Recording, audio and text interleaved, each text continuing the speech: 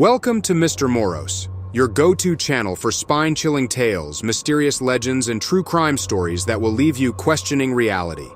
If you love exploring the dark, the unexplained, and the terrifying, you're in the right place. Don't forget to hit that subscribe button and click the bell icon so you never miss an update. If you enjoy this video, give it a thumbs up and share it with your friends who love a good scare. Now, let's dive into today's story. High on a hill in Louisville, Kentucky, stands a building shrouded in mystery and legend, a place where the past lingers like a shadow. This is Waverly Hills Sanatorium, a structure that has seen life, death, and everything in between.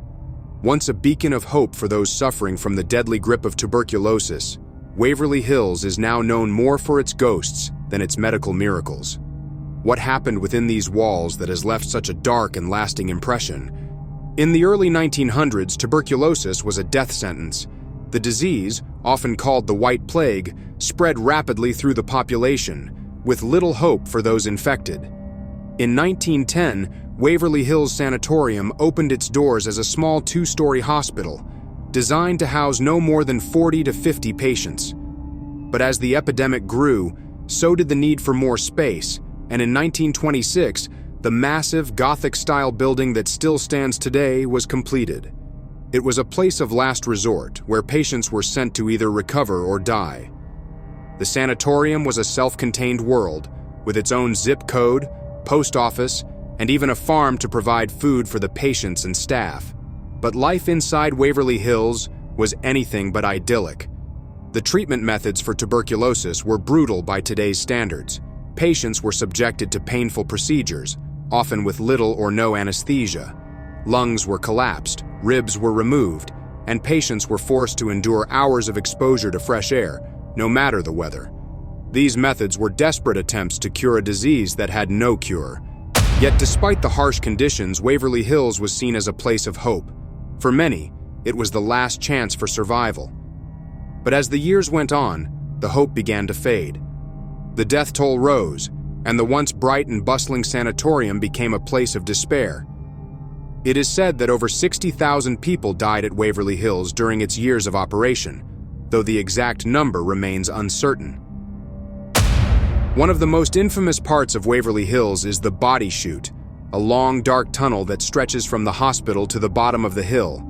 Officially, it was used to transport supplies to the hospital, but as the death toll climbed, it became a way to discreetly remove the dead bodies from the sanatorium. The staff wanted to keep up the spirits of the patients, and seeing bodies carried out in broad daylight would have only added to the despair.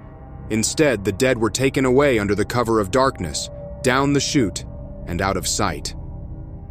But even in death, the patients of Waverly Hills were not free from the horrors of the sanatorium. As the years passed, stories began to circulate about strange occurrences within the walls of Waverly Hills. Patients and staff reported seeing shadowy figures, hearing disembodied voices, and feeling an overwhelming sense of dread. These stories persisted long after the sanatorium closed its doors in 1961, as antibiotics finally offered a cure for tuberculosis. But the building remained, abandoned and decaying, a silent witness to the suffering that had occurred within. One of the most famous ghost stories associated with Waverly Hills is that of room 502. Legend has it that a nurse hanged herself in this room after discovering she was pregnant out of wedlock. The story goes that her body was discovered by another nurse who later met a similar fate. Visitors to Waverly Hills have reported feeling an overwhelming sense of sadness in room 502, and some claim to have seen the ghostly figure of a nurse hanging from the ceiling. Another eerie tale from Waverly Hills is that of the Creeper, a dark, shadowy figure that crawls along the floors and walls of the sanatorium. Unlike the other ghosts that are said to haunt the building, the Creeper is considered malevolent, and those who have encountered it report feeling an intense sense of fear and foreboding.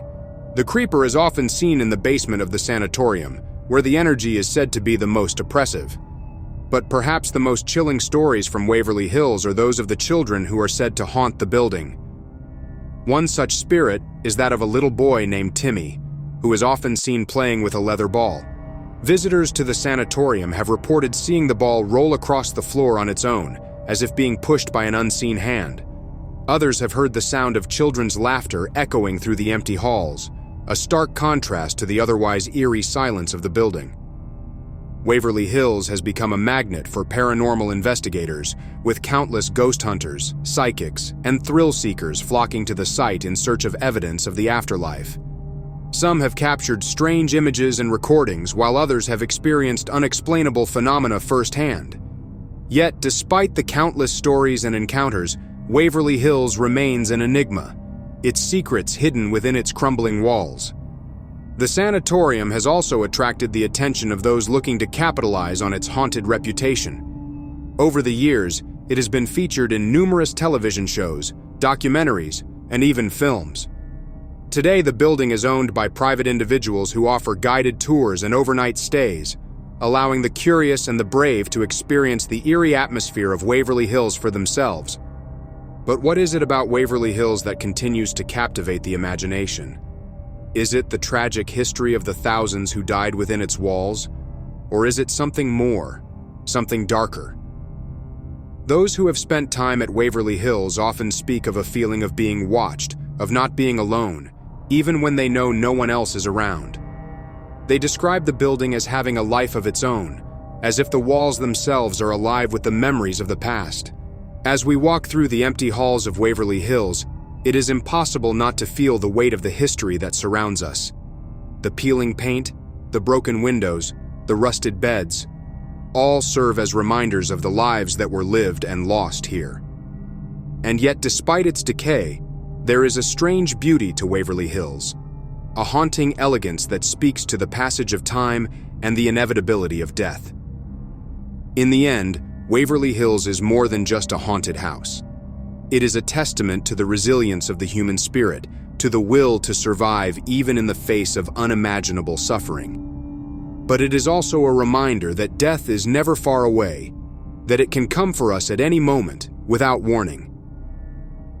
Perhaps that is why Waverly Hills continues to hold such a powerful grip on our collective imagination, because it forces us to confront our own mortality and the possibility that there is something beyond this life, something waiting for us in the shadows. As we leave Waverly Hills behind, the wind picks up, carrying with it the faint sound of a whisper. Is it the wind or something more? We may never know for sure, but one thing is certain. The spirits of Waverly Hills are not at rest, and they are not alone. The sanatorium may be empty, but it is far from abandoned. Thank you for watching today's episode on Mr. Moros. If you enjoyed the story, please give the video a thumbs up and share it with someone who loves the thrill of a good mystery.